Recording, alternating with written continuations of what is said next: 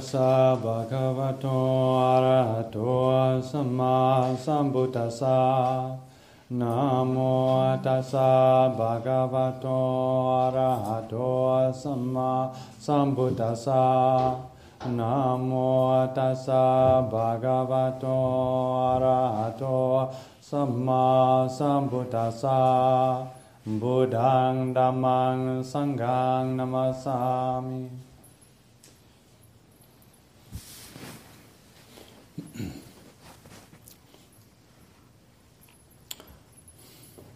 The long-term point of Buddhist practice is developing true freedom.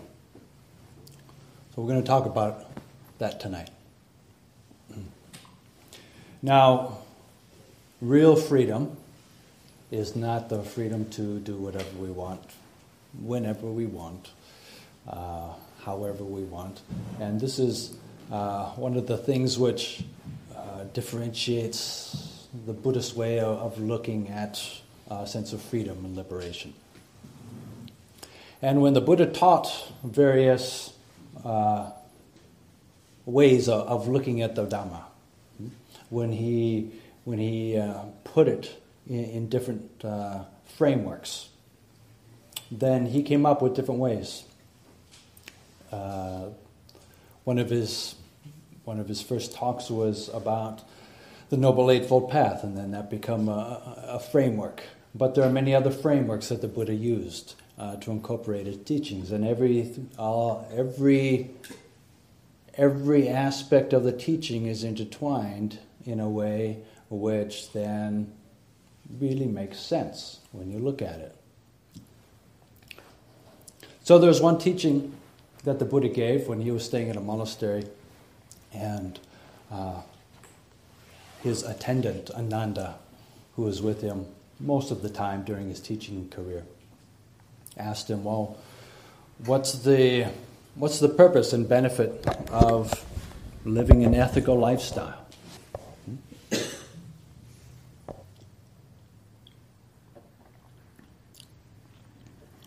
Because many of the Buddhist teachings, they start with foundational qualities, learning how to be a good person. But even that much, being a good person, what does that actually mean? What does it mean to be good? And that varies so much according to time and place and culture and individual personality and what we like and dislike.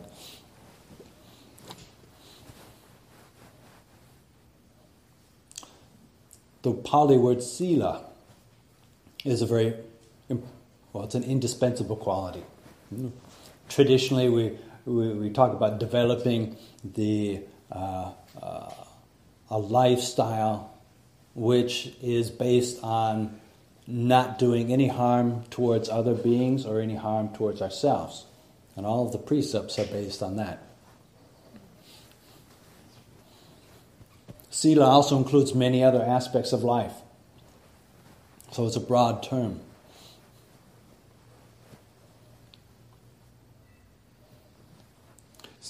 Even though this is the very beginning of the whole path to enlightenment, it's just the very beginning, and yet it's very powerful in and of itself. It's also transformative. It can transform a whole society. Imagine, with the first precept of not intentionally harming any living being. Imagine the changes in the world if everyone kept one precept.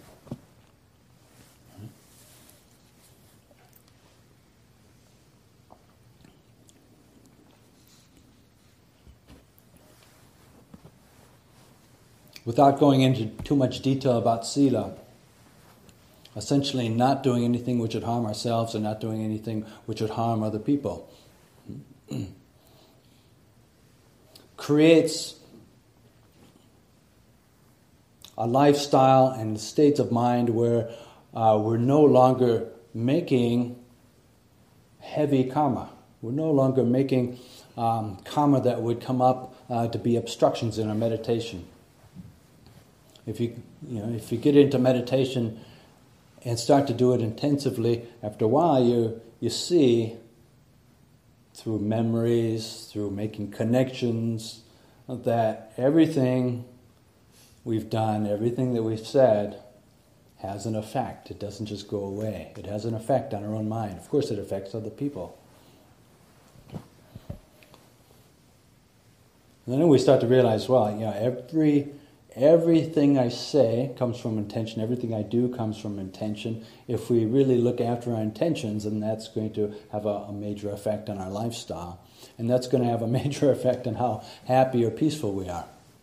Sit down to meditate and it feels like it's a hard slog. There's a lot of obstacles. One of the things we can do, one of the most practical things we can do is to look at how we're living our life. Everything we do, everything we say, we're making karma. Karma in the sense of intentional action that has results. It's not fatalistic, and it's not all that mystical. We just look at our life. We look at your life and say, when I act like this, when I say this with this mood, this emotion, this intention, then I tend to get this result. Right? And then we can see, well, what type of actions lead to inner peace? What type of actions lead to worry, stress, anxiety, depression, or anger? And so life's not totally out of our control. We have at least an illusion of being in control. And we can use that. This is part of the, you have to use the conventional sense of self before you can completely overcome the sense of self. And that's where real freedom is. But to start with, you have to at least try to make a conventional, work with your conventional self. And so, what was the Buddha's answer? When an ethical, moral lifestyle is developed, being a good person, being of benefit to oneself and others is developed, what's the natural outcome of that? He says, freedom from remorse. Freedom from remorse. Freedom from worry. So if you ever find yourself prone to worry, prone to remorse about things we've done in the past, and consider, well, how have I... See the connection. That's so important. In one of the reasons why we stress mindfulness so much, mindful awareness of everything we do, everything we say throughout the whole day, is to see these connections between what we do and then the state of minds that it engenders. It's all very much related. Now, something like remorse or worry can become such a habit for many people that it's just happening all the time. And if we don't have enough mindfulness to be aware of that, it still controls our life. It still drains us of energy. It still drains us of joy. It's very hard to enjoy life when you're worried about the future. There's always something you can worry about. You can worry about money. You can worry about relationships. You can worry about however we conceive happiness in the future, the lack of happiness, and everything we think we need to ensure happiness in the future. And worry about all the possible things that can go wrong. Worry about health, and these are valid things that can go wrong in life. There's so much in life in the future that is completely unpredictable and would be very unpleasant to experience. And yet, even if you have everything right here, right now, it's just perfect, but we're worrying about the future, then we can't even enjoy it while we have it. Right? So sometimes there's a misunderstanding, thinking that worry is taking responsibility or worrying means caring. No, it's different. It's different. You can care and you can take responsibility for the future and plan when necessary. But if we're always worried, then we're never going to be able to enjoy life. Even if we're worrying about this, we get everything planned for the future, and then we get that, we still won't be able to enjoy it because we'll be worrying about the future from that point on.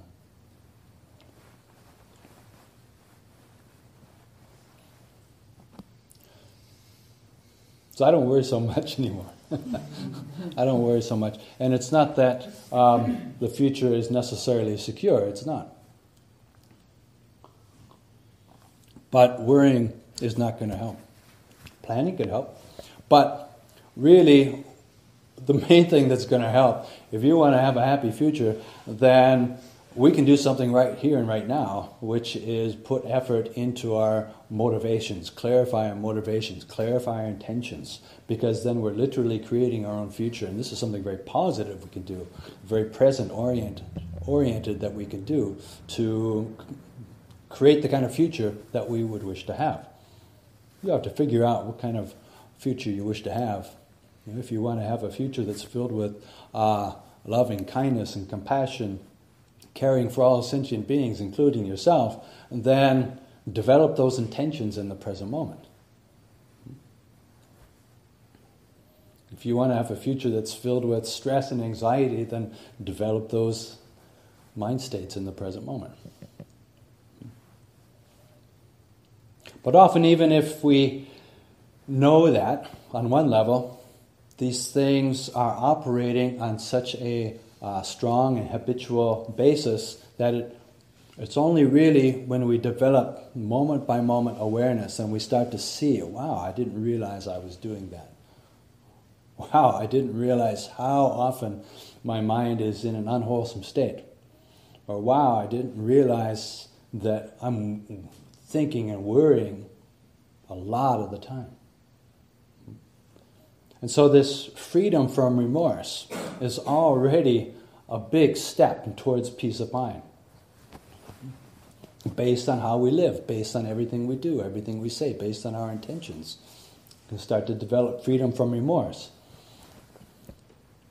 And the Buddha was saying that these things have proximate causes, and that when you develop one, it naturally flows into the other. You don't have to make a strong intention. Oh, may I be free from worry. You know, that can be part of it. But as long as we develop the causes in how we live and how we approach life, then a sense of remorse, sense of anxiety, worrying over the things we've done in the past, worrying about the future, it tends to decrease naturally as a natural consequence. So this then it points to how effort is made. How effort is made in each step of the path. Effort doesn't have to be something which is so serious. Pushing oneself with great discipline. Of course, discipline and consistency and persistence is very helpful and necessary to achieve if you want to achieve something. But finding an effort which is very gentle and balanced, very, very even, that's where real strength comes from. Being kind to oneself. It's really being kind to oneself.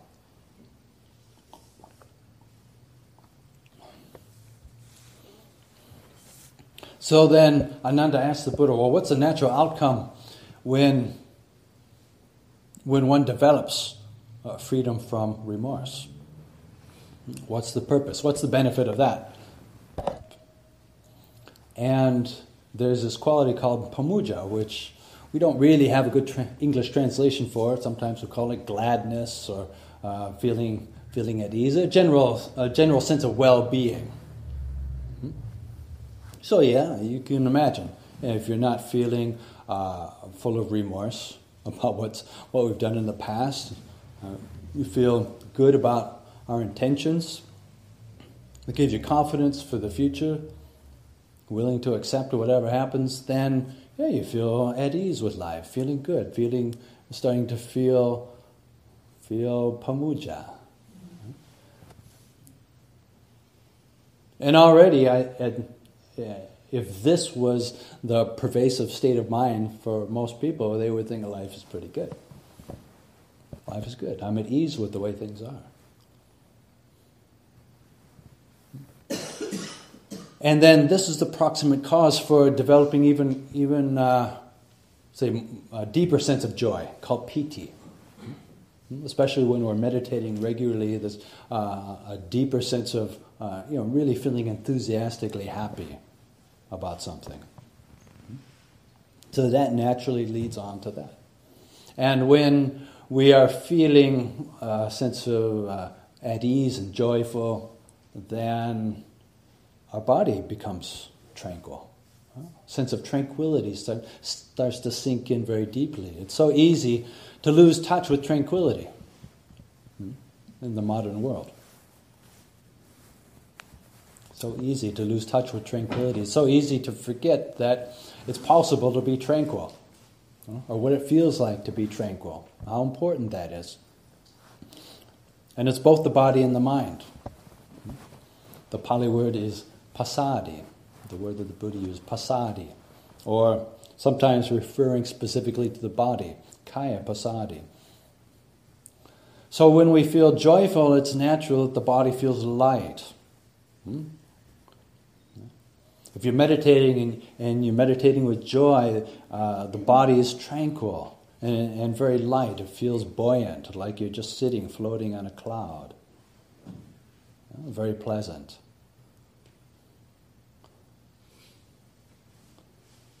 And when the body is tranquil and the mind is tranquil, then there's a pervasive sense of happiness called sukha that arises from that. So now look at these states of mind that the Buddha is talking about. Feeling happy and at ease, joy, tranquil, a pervasive sense of deep happiness. The Buddha's path is a path of developing more and more refined states of happiness. And it's very important to recognize that. Because even if we are seeking happiness, or we think we're seeking happiness, how we do it is not always the wisest way. We think we do what we want to do mainly because in one way or another, we think that's what we have to do in order to be happy. If not now, then we sacrifice to be happy in the future.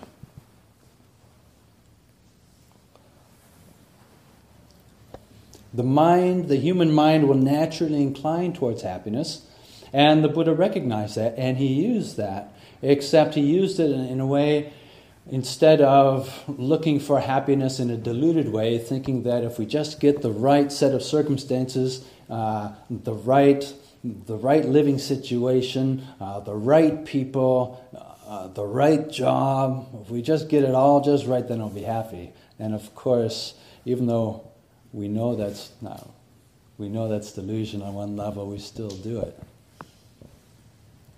There's that inclination to try to find happiness through seeing, hearing, smelling, tasting, touching, and the mind, distracted mind.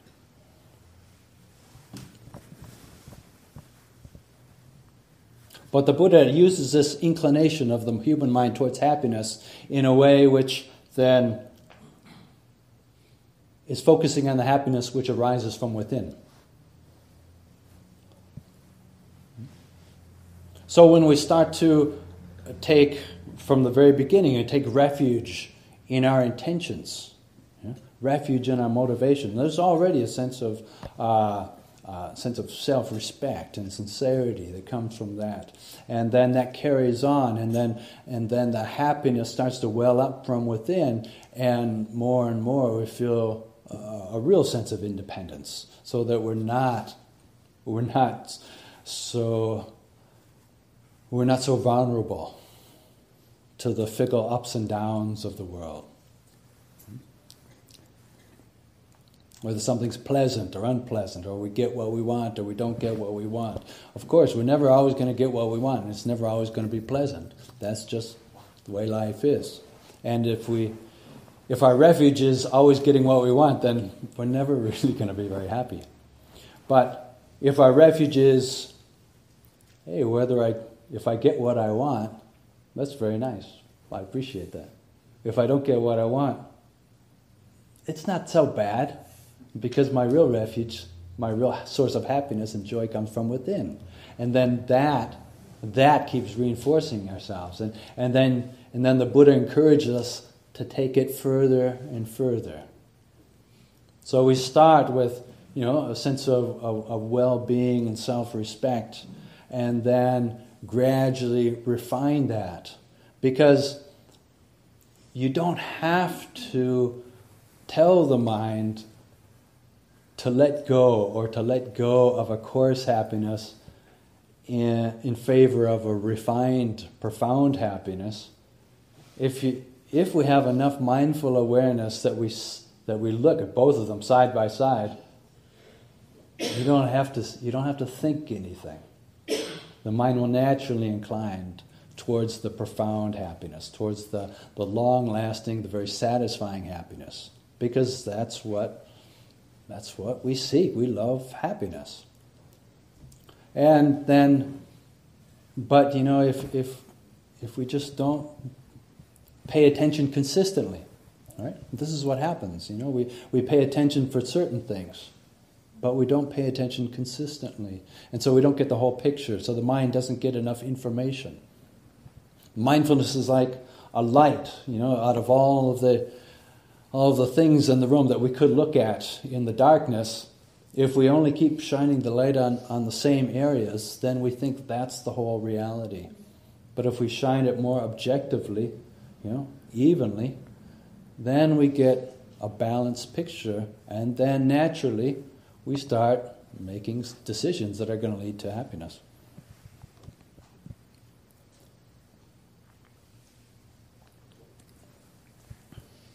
So the Buddha, with every step, says this is a natural process.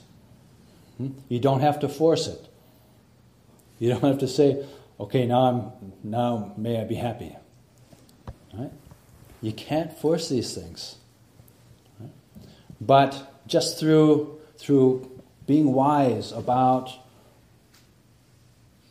the causes and conditions, and you see, everything is really interrelated when we start to understand it and say, well, if I do this and say this and act like this, and if I develop these mental states, then this becomes stronger, and then sense of being happiness or being happy or being at peace.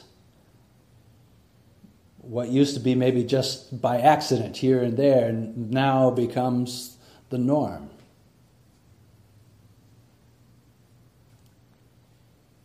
And that's not the end, but it's pretty good. And so Ananda persisted. Well, what's the point of being happy all the time? Sense of sukha. What's the point? What's the point of being happy?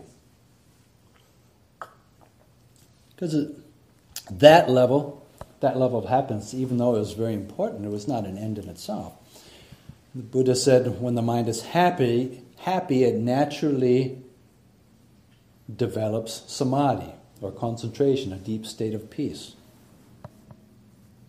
So this connection is very important. A depth of meditation is going to give insight practice a huge boost.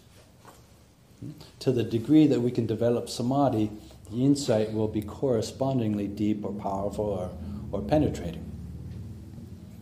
And you can't force samadhi. You can't, to some degree, it is a product of putting in the hours and the effort and staying with your meditation object.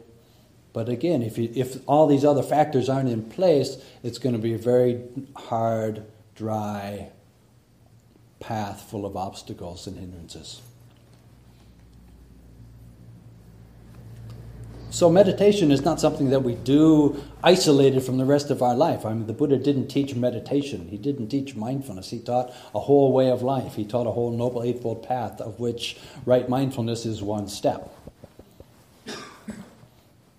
So the whole way of life, from the time we get up in the morning until the time we go to bed at night, is the practice, is the meditation, the continuity. And then we find that if we're doing that, really paying attention and practicing throughout the whole day, then when we sit down to meditate, much more easily, mind goes into deeper states of concentration.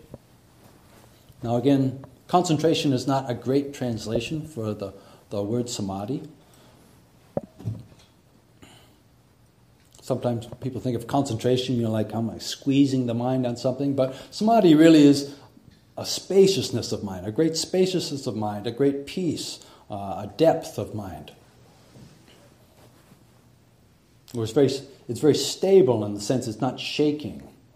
You want to look at something, and then you can just look at it, and it doesn't shake. It's usually very bright, a sense of bright. The body feels light. The mind feels light.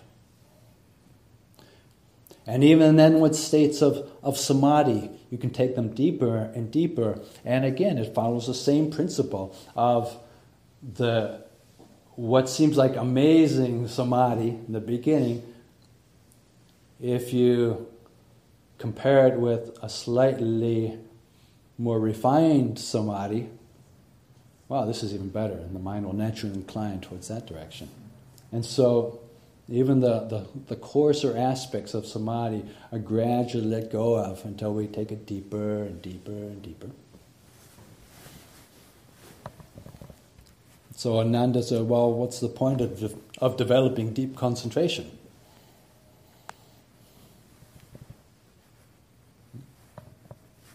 I remember when I first went to Thailand, my first Western teacher was maybe not the wisest, but I did learn a lot.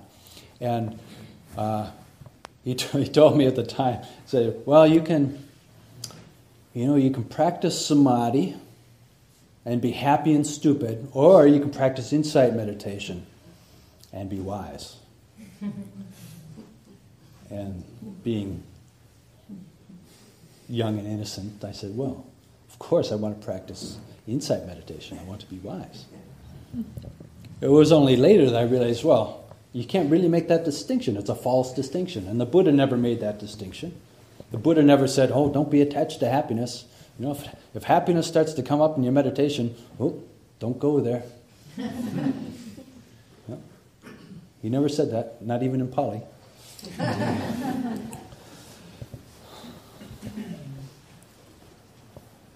These qualities are enlightenment factors: joy, tranquility. These they're indispensable. You can't get enlightened without them. Happiness that comes from within is a sign that we're on the right track. And especially for people who've grown up in maybe Western society, who may have tendencies towards being overly self-critical or not allowing ourselves to be happy. So when happiness comes up, you may think, oh, I don't really deserve that. Right? And which is a real shame, because of course we deserve it. When happiness comes up from within, you don't have to, just watch the reaction of mind. And if the reaction comes up, oh, I better be careful, don't get attached to that, or for some reason you're not allowing yourself to just be happy in meditation, then check that.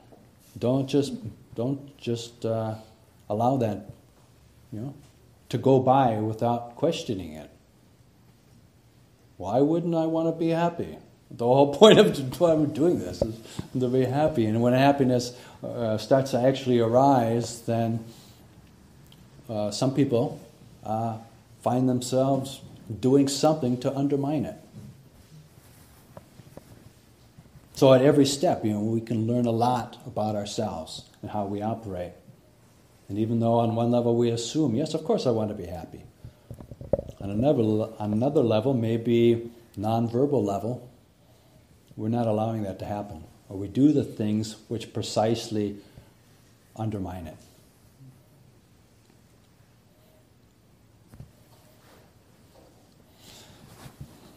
So what's the point of developing deep peace in meditation? The Buddha said, is to see things as they truly are. Yatha bhuta jnana dasana, which means seeing things as they actually are. Because normally we may think we see things as they actually are, but we don't. Yeah? And I think we just have to admit that. That's an important step. It's a bit like AA. You have to admit, I am deluded. And whatever I see, whatever I perceive, whatever I project is heavily influenced by delusion. And once you're able to stand up and say that, then it's a real relief. Because that is just the way things are. We can't help it. Until we're fully enlightened, of course, we perceive things according to our cultural conditioning, to our mood at the moment, to our set of personality conditions. We project. Essentially, we create our realities. And everyone is living in different realities. And really, once we realize that, it's a lot easier to get along with other people. Yeah, you see, we look at the same thing and say, that's good. You say, that's bad. And say, oh, that's interesting. Yeah, both are right. Yeah? Both are. No one's wrong. In this person's reality is, sees it this way. This person's reality sees it that way. Yeah, different. Not one is better than the other. Both are equally deluded.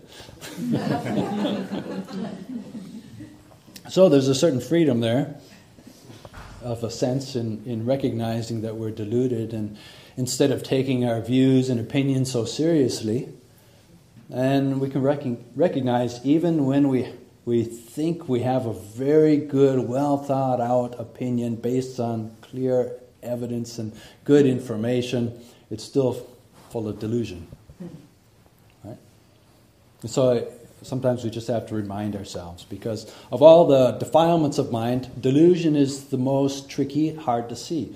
When we're angry, you can see that. When we're frustrated, you can see that. When we're getting a bit too greedy, desire-oriented, we can see that. But delusion is pervasive. It's just like fish swimming in water, delusion. You don't necessarily recognize it. We don't recognize it until we start to see things as they truly are. And this is the power of deep samadhi. Even without immediately doing insight meditation, it's like our minds are temporarily freed of the hindrances which cloud it. The 5 hindrances which create the delusion. The mind's stable, and you can look at something, you actually see it without it being distracted. And so often when people have very peaceful meditations, they open their eyes and they walk around, or they see their own thoughts, and it's like they're seeing things for the first time. And it's very powerful. And then on top of that, if you systematically develop some theme of insight in order to encourage the development of wisdom, then it really kicks in. And then, the more we develop the depth of meditation, the more the insight becomes clearer and clearer.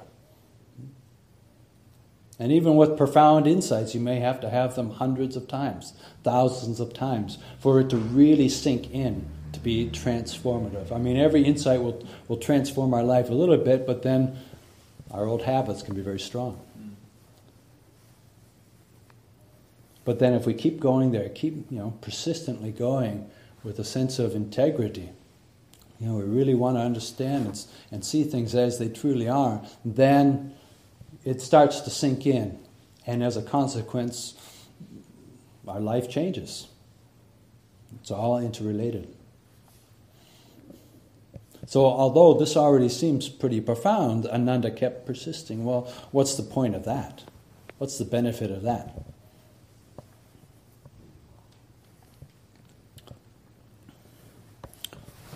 Disenchantment.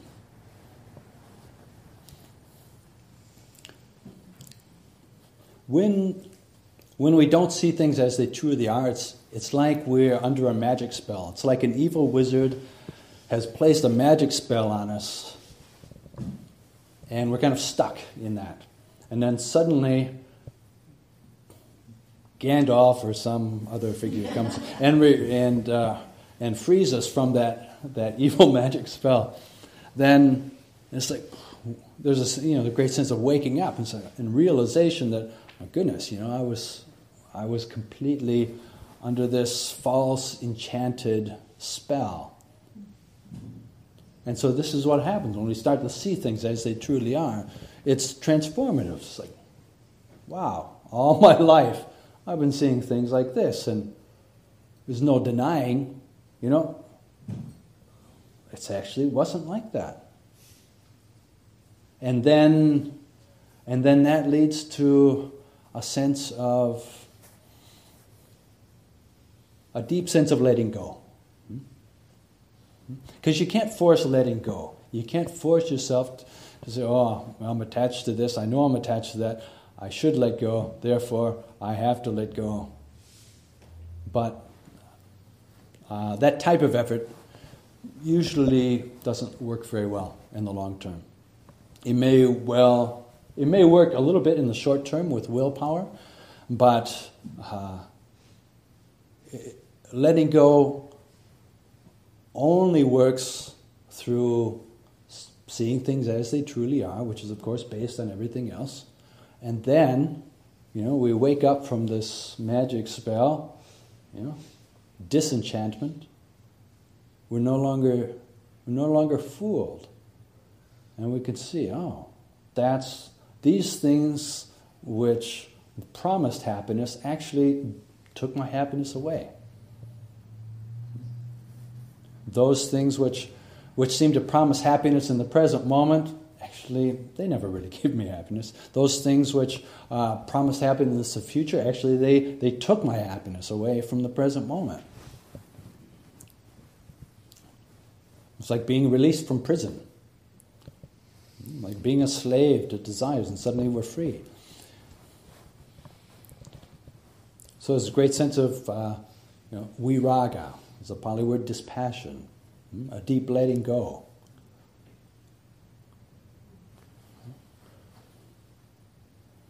And then you just start to see, right, no matter what it is, if we see something, it's just seeing. Whether it's we project it as beautiful or ugly, what we want to see, what we don't want to see, it's just seeing. When we hear something, it's just sound. Someone praises us, we think, oh, my ego, they're so perceptive.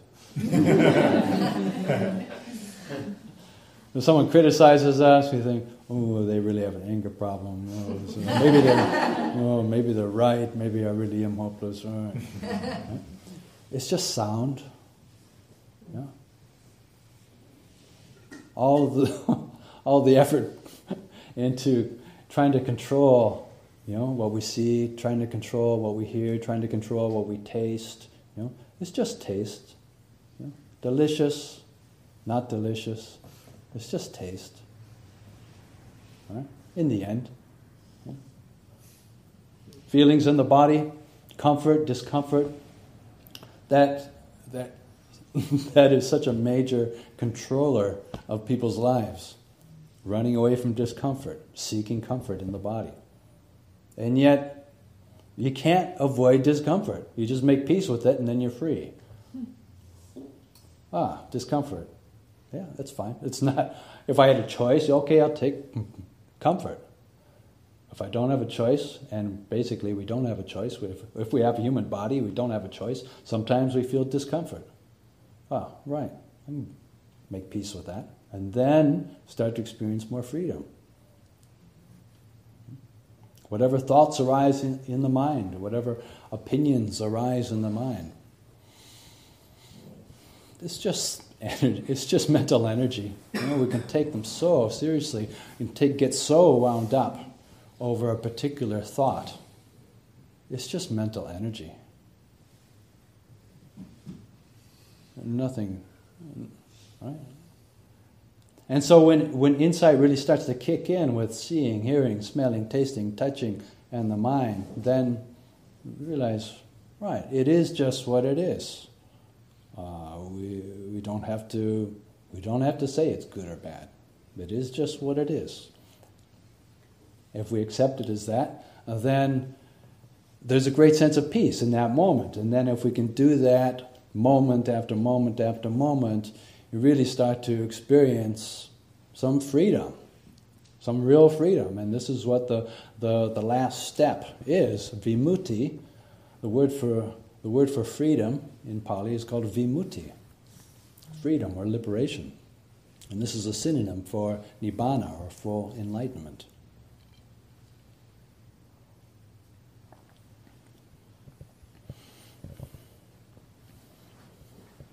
So you can't force yourself to get enlightened. You can't say, I'm going to get enlightened. And I have to hurry. I have a busy life. I've got a week's retreat. All right, let's get cracking. Force yourself to get enlightened. I will get enlightened. You can't. That kind of effort it doesn't work. Right? So you have to use wisdom in the very beginning. Yes. Right. If I put this building block here and develop good, wholesome intentions regularly, boy, everything starts to flow naturally and in a very easy way. Right? You still have to put effort in with a certain persistence, but it's not an effort that's going to increase the stress in our life. It's an effort that's going to allow us to increase a sense of happiness in our life. And if the Buddha said anything about full enlightenment and what it is, he said it's the highest happiness. Right? So it's important to recognize that inclination of the mind towards happiness and then use it wisely. And then the natural result is freedom. So I offer this for your reflection this evening.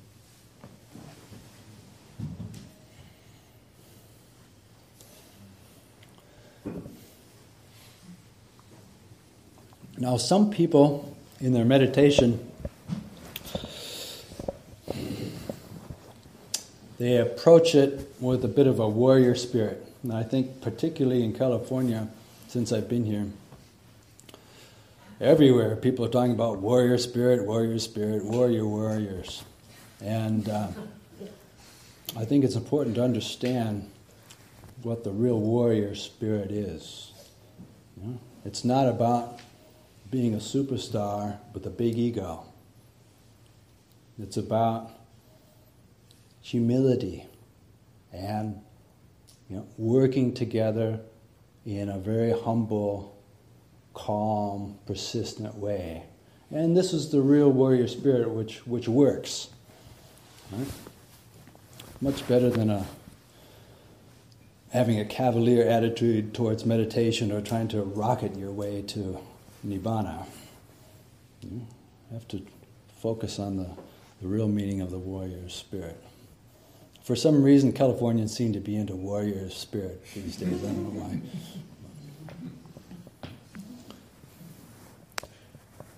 So if anyone has any questions, I am happy to answer. Yes? I had some questions that I asked you earlier, and I wondered if you would like to talk about them. Yes, that's my answer. You please repeat the question. One of them was knowing that I had two. One was knowing that you majored in religious studies. What drew you to Buddhism?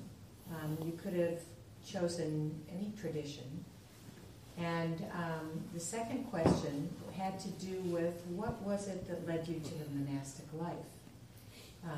Thinking that it's possible to be fully immersed in Buddhism, both either or both academic and practice, without becoming a monastic. And so that's Mm-hmm. Those are the two questions.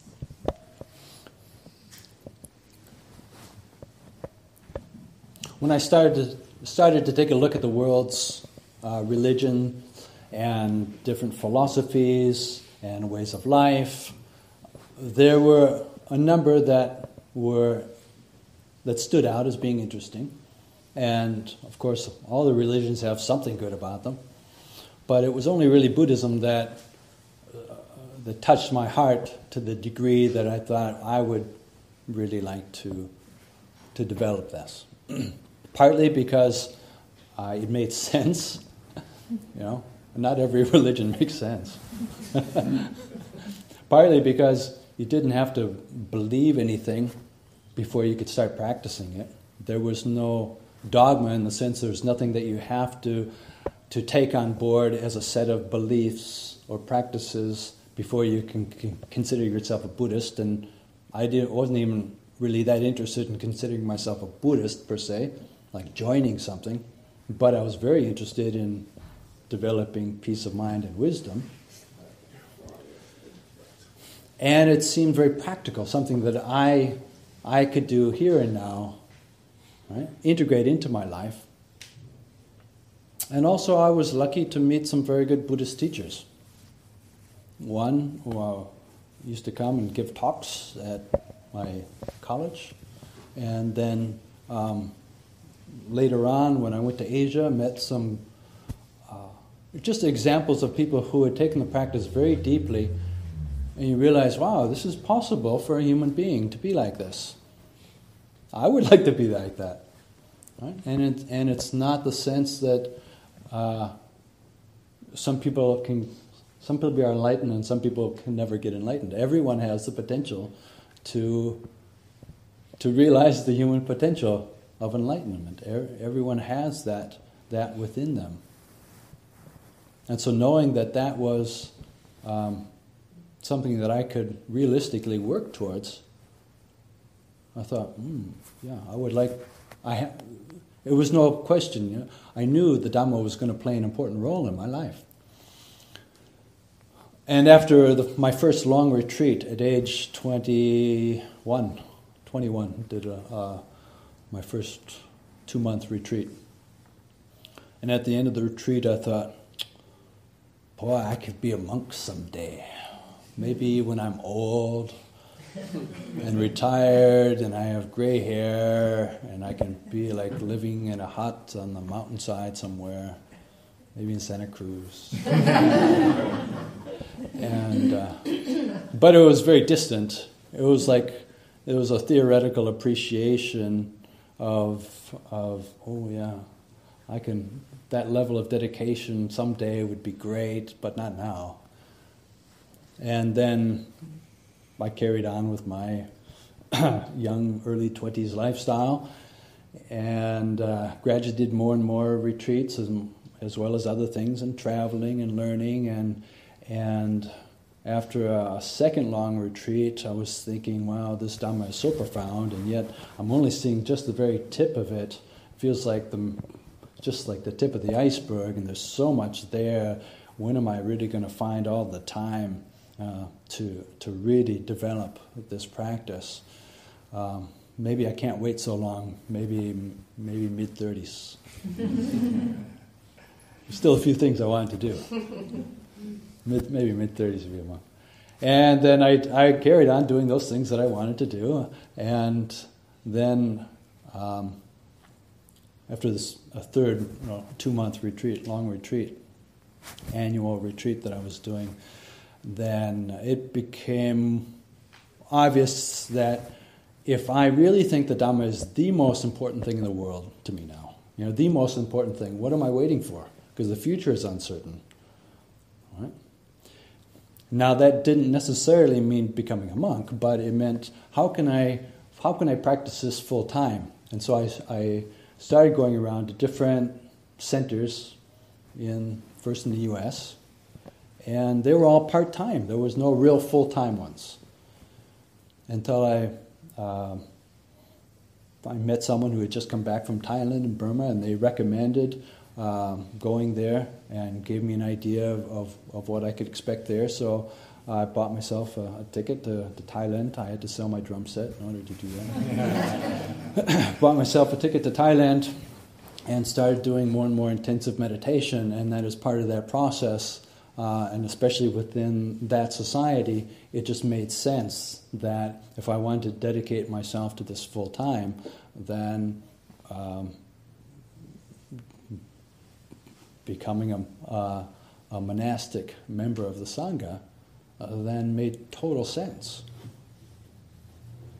It still was a while before I figured out exactly where I wanted to be a monk, but fortunately at that time in Thailand, Ajahn Chah was still alive.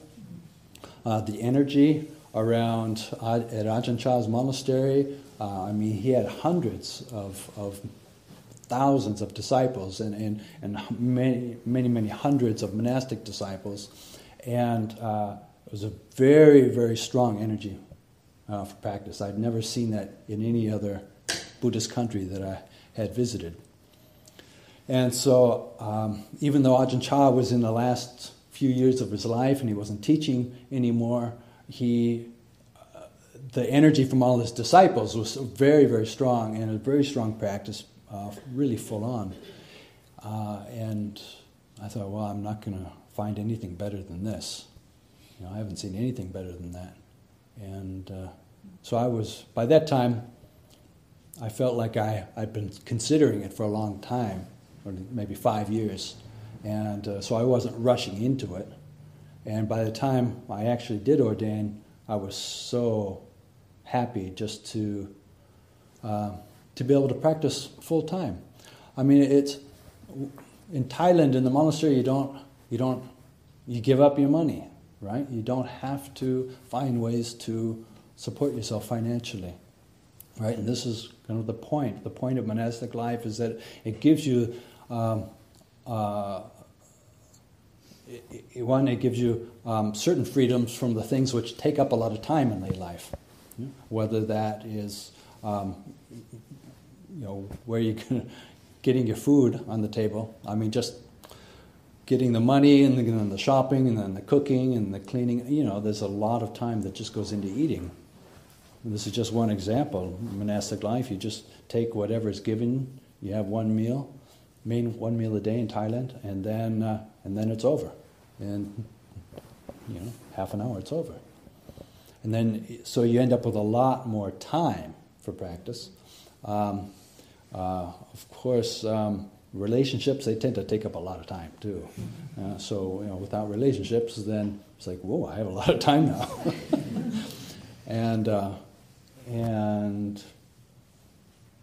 And you have a community that is always reminding you, and a lifestyle which is always pulling you back to the Dhamma. Right? Even if we're dedicated and sincere, working in the mainstream in America, everything's trying to pull you away from Dhamma. It's trying to instill very non-Dhammic qualities often. And where it's just the opposite in the monastery. Everything's kind of pulling you back and reminding you, even if your mind wants to, even if you want to wander away from the Dhamma, everything's kind of pulling you back. And so it's very helpful that way. Living in a community is very helpful because if you're living on your own, then it's much easier to create a little nest of how I like things done, and then that gives an illusion of, now I'm really stable and settled. But that's very fragile. Where if you live in a community of all these people who from different cultures who you didn't choose to live with, someone's always doing something which is irritating. Right? Your environment's completely out of your control, right? And so that's good, because when someone else does something, if it brings a reaction, then we know, okay, I'm not unconditionally free. Right? So the community becomes an important part, especially for those of us who grew up in the West. Give us a hut on the hillside, fine, we're happy. Right? Put us in the midst of a community, day in, day out, over years with the same people. People would rather commit suicide. So just sticking with that, is a big teacher. And then, of course, you have the actual teachers, not Ajahn Chah, of course, was still alive, but then he had a whole generation of his disciples, which were young and enthusiastic and full of teaching, and so you would always have great teachers coming through. At that particular time, even a lot of the monks of Ajahn Chah's generation, these great masters, were only in their 70s, some in their 80s, some in their 90s, but they were still around, most of them. And so he always had great teachers coming through, or you could go and see this or that teacher. So it was like a constant source of inspiration. So with all of those things combined, it had a lot going for it. Now, not every monastic life is like that. It just happened to be that the Thai forest tradition was thriving at a certain point. Already it's not like that anymore. It's not as inspiring as it used to be. With all of those, when all of those conditions come in together like that, and I recognize, well, this is very rare and special. So, what better thing could I do with my life?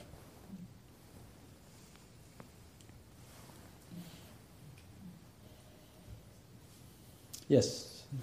Was the monastery in Thailand wilderness? The monastery that I ordained at in Thailand was a forest, but I wouldn't say it was a wilderness, no.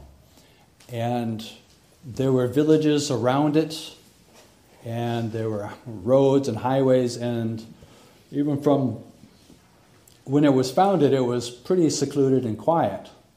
But as the surrounding villages developed, it became noisier and noisier. So it was not a wilderness.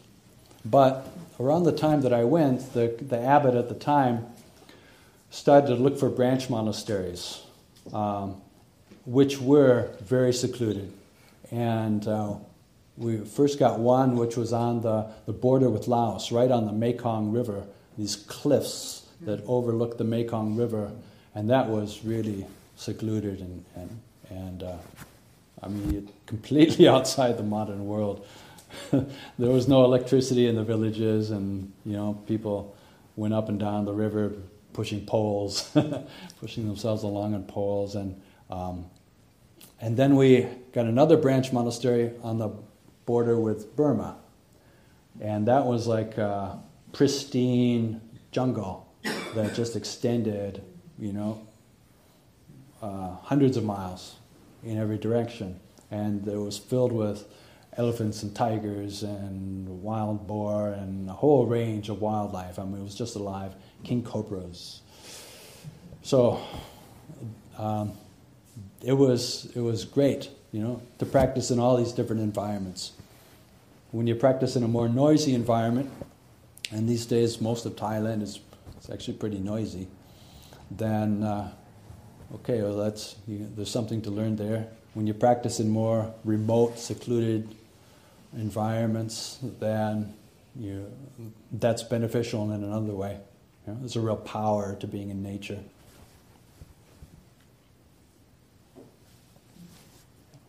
Could you do art? Did I do art? Could you? You wanted to? Oh, could I? Could I? Well, I was a musician. That was my main identification before being a monk.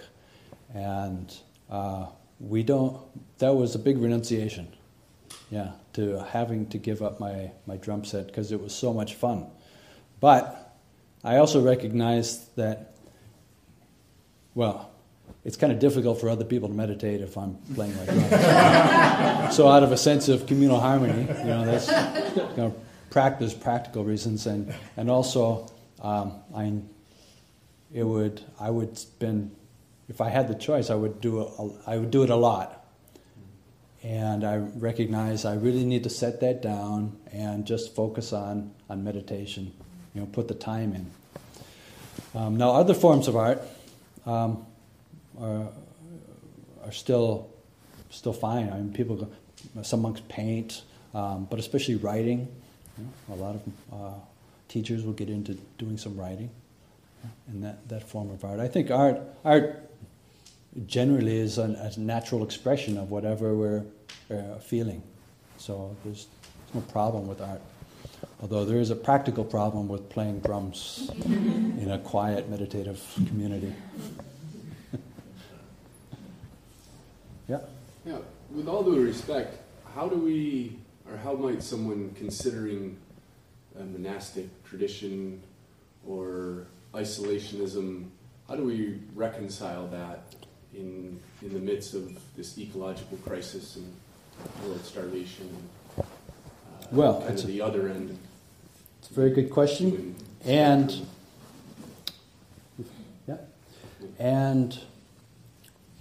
the idea of monasticism as being completely isolated and outside of mainstream society is only partially true, and really not very true. My experience is that in many ways, as a monastic, I've had much more positive effect in the world than I ever would have if I hadn't been a monastic. Right? Now, I don't know that for sure, right?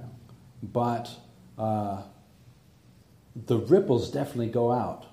You take one Buddhist teacher like Ajahn Chah. I mean, he had thousands of disciples. There's one person, based on him, started hundreds, like over 300 monasteries within Thailand and branch monasteries all over the world. And that has had a huge ripple effect. Right? The problems of the world basically come from, most of them are human created, so they come from our own greed, mankind's own greed, our anger, our own attachment, all the delusion, is creating most of the problems. It's not, occasionally there's hurricanes and tornadoes and floods, but a lot of the real suffering comes from the defilements within our minds. So doing as much as possible to try to reduce the defilements in people's minds will work at reducing further problems, that would come from that.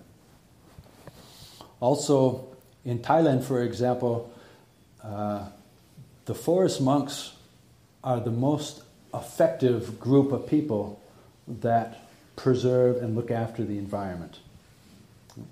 The forest department in Thailand exists, but it's very weak and often corrupt. Often it's within the national parks, they've got logging operations going. But often it's the forest monasteries that really care about the forest, and they will sincerely protect forests. I know one abbot, for example, that I know of. So many donations. He's so famous in Thailand now. Huge amount of donations come to him, and he spends it buying up huge tracts of land and replanting it all. Things that had been slashed and burned. He's got huge reforestation projects, and he manages that and looks after that, and often, like this place on the Burmese border, that was full of very, very valuable trees, like millions, hundreds of thousands of dollars or millions of dollars worth of trees, and there were a lot of people who would have liked to go in there and logged it. And the only thing that really stopped them was the presence of the forest monks. There was a sense of respect, and also maybe a fear of bad karma. And so that works in favor of the forest. If you can establish, in Thailand at least, if you can establish monks in certain areas, that will protect the forest in a way that the government just doesn't have the power to do. So it's the forest monks in Thailand it probably had a greater impact a beneficial impact on the environment than maybe any other single forest in that country. The abbot of my monastery founded a local organization with the villagers around that monastery on the Laotian border next to the Mekong River, which raised their awareness of the environment, gave them alternatives to hunting all the animals to extinction, did a huge amount and stewarded that organization, over the whole time that he was in Thailand. So it's not like you go out into a cave and just sit there and don't care. The reality is, when people start to see things as they truly are, something awakens in you, and it's a natural outcome of the practice. You have compassion for all the suffering in beings in the world, and you naturally start to do things which help to alleviate that. Thanks. I know we're short on time. I was just hoping you would tell us about your project here. You mentioned it last time you were visiting us, and I was hoping you could tell us what you're doing in the mountains or what the plan is. About 10 years ago, a piece of property in the Santa Cruz Mountains near Boulder Creek kind of came together, and almost every year I go and spend some time there. Sometimes it's longer, like 6 weeks. Sometimes it's shorter, and just like 10 days. But it's near Vajrapani. If people know where that is, on Kings Creek Road, and it's a very, very peaceful place. Lots of big redwoods, and we've been able to expand it a little bit, so it's 12 acres now. It is a very, very special place. And yet I'm the abbot of a monastery in New Zealand, and so almost all my time and effort goes into that place. So it's only occasionally when I can come and spend time in this place in the Santa Cruz Mountains. So I've been saying for years to almost anybody, look, if you want to go up there to meditate, we've got this beautiful opportunity. It's a shame just to have such a wonderful place and then just have it. I mean, it's fine. The trees are happy if no one uses it, but it's a resource there. It's a place. If people want to go and do a self-retreat, people are welcome to do that. And so I mentioned that last year, and initially, there seemed to be a lot of enthusiasm about that. But nothing concrete has happened yet. But if people are interested, I was talking a bit about that with some of the people, before the talk this evening. So if anyone's interested in that, you can come talk to me about what that would mean. I mean, it's a very undeveloped piece of property, so I'm living in a tent. There's no. We do have some water there, but it's basic. It's like camping. So, if people are interested, come see me, and then the board, with the community here is considering, maybe there can be something organized where people can regularly go up there to do self-retreats. Thank you.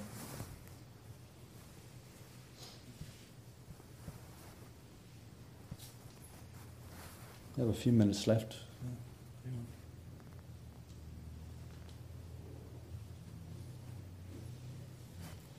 Okay. If anyone wants to go to New Zealand, we have a beautiful, spacious monastery in New Zealand.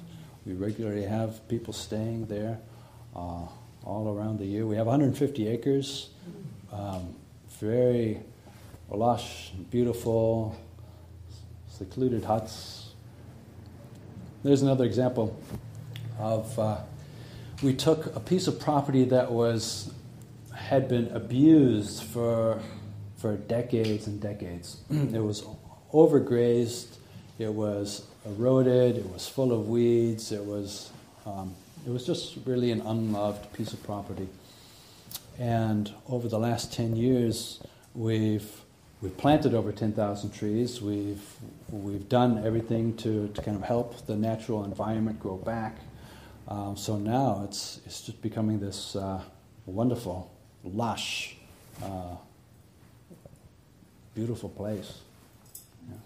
So little things like this is actually, you realize forest monasteries, or monasteries in our tradition, they're actually kind of radical. They step out of the mainstream, but sometimes the mainstream is kind of lousy anyways, right? So stepping out of the mainstream, can be a good thing. We definitely step out of the mainstream and adopt a completely different economic model, right? No, we don't sell anything. The Dhamma is not for sale. The accommodation, the food, the books, everything is given away freely or just on a donation basis. So there's no, services for money, and that's a completely different economic model. So I think in that sense, it's good to step out and do things completely, like radically different, and then be a good example, and then that has an effect, hopefully, on mainstream society.